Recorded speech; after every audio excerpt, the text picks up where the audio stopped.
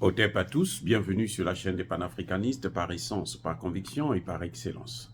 Celle des citoyens kémites par nécessité et obligation de combat. Nous sommes une chaîne qui n'est guidée que par nos ancêtres et rien que par des ancêtres qui appartiennent à l'égrégore du monde noir. Par conséquent, nous ne croyons en aucun dieu venu de l'étranger. Toutefois, cette vidéo n'est aucunement destinée à inciter à la haine ou à la violence. Car nous menons un combat qui est d'abord et avant tout spirituel, intellectuel et démocratique. Ensuite, il est politique, géopolitique et géostratégique. Contre l'impérialisme, le colonialisme, le néocolonialisme et l'endocolona, qui sont tous qualifiés de crimes contre l'humanité. Nous menons ce combat sur la base du principe fondamental que nous avons hérité de nos ancêtres kémites, qui est celui de la Mahat, c'est-à-dire solidarité, vérité et justice. Vous êtes donc en droit de connaître la vérité, et nous avons l'obligation de vous dire la vérité, rien que la vérité, afin que justice soit rendue au continent africain. Et ça, c'est notre modeste contribution dans cette noble lutte en faveur de la souveraineté, la dignité, la solidarité et l'unité africaine. C'est exactement ça que nous appelons le panafricanisme. La nouvelle coordinatrice de l'ONU au Burkina Faso s'est fait tirer les oreilles, ou plutôt les bretelles. Elle a été rappelée à l'ordre. Le gouvernement vient de lui donner un avertissement concernant tout ce qui s'est passé, cette attaque de Djibo. Elle a menti sur toute la ligne. Elle a inventé des faits.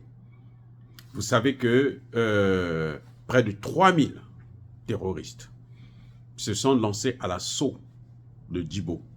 Ils voulaient récupérer la ville de Djibo pour en faire leur base arrière depuis qu'ils ont perdu Kidal.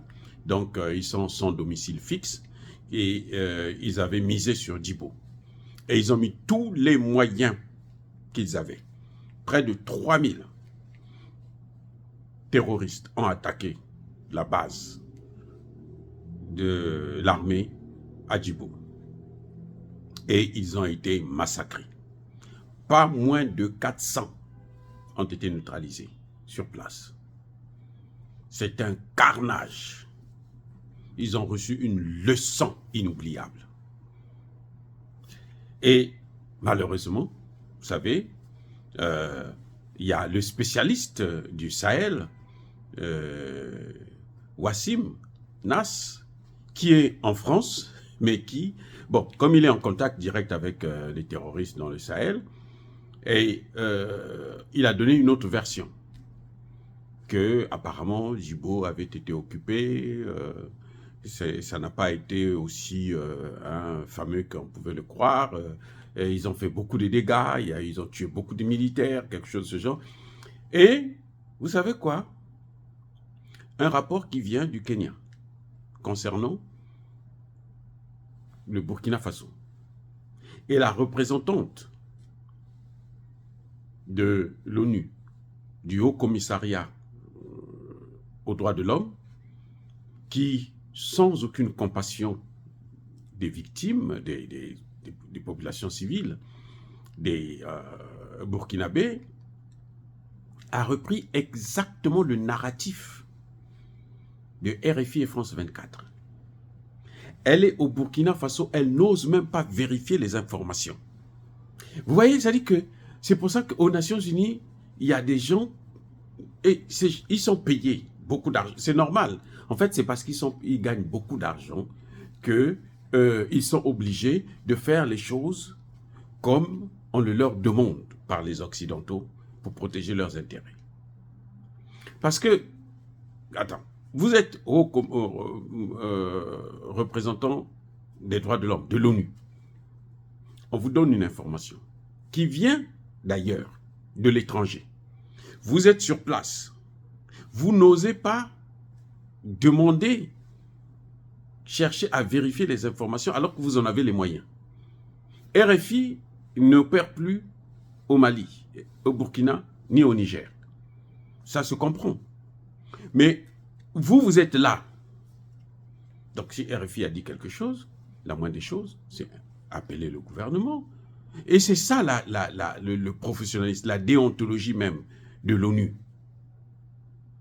C'est-à-dire que quand on vous donne une information, vous allez voir les autorités, vous leur expliquez. Moi, j'ai fait ça. Je ne faisais pas mes rapports, je viens pas, je produis un rapport, comme ça je donne à mon chef. Non.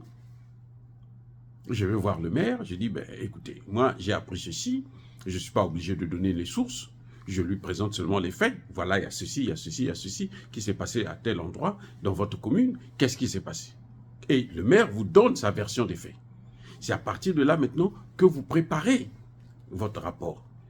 S'il le faut, vous dites, vous présentez bien à votre chef que mais les habitants, la société civile ou l'ONG nous a dit ceci et le maire nous a dit cela. Maintenant, si vous voulez, vous faites une conclusion ou bien c'est votre chef qui va faire sa conclusion.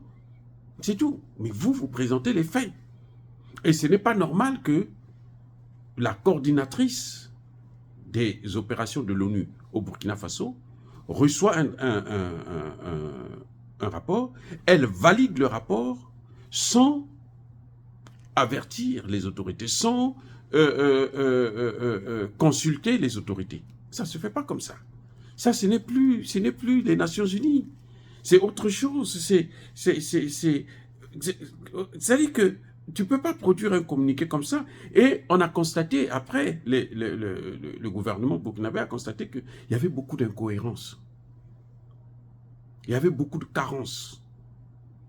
Il y avait beaucoup d'informations qui manquaient. Et c'est là que le gouvernement s'est dit, non, mais madame, arrêtez une certaine, comment on l'appelle là, Zeina Panza Djabi. Je n'ai pas vérifié de quel pays elle vient, mais c'est une Africaine, une noire. Donc, ça, ce n'est pas les Nations Unies. En tout cas, j'ai travaillé aux Nations Unies, on ne m'a pas appris ça. Ce qui m'a appris, ce sont d'ailleurs des Français. Mon chef, c'était une Française. Et c'est elle qui m'a appris le travail quand je suis rentré aux Nations Unies pour la première fois. Donc, je ne vois pas comment se fait-il qu'ils arrivent à recruter des gens qui occupent de très gros postes comme ça et puis qui ne savent pas faire le travail. Le secteur des droits de l'homme, c'est un secteur où vous partez même dans des prisons. Vous rencontrez les détenus, vous parlez avec les avocats, vous parlez avec les magistrats.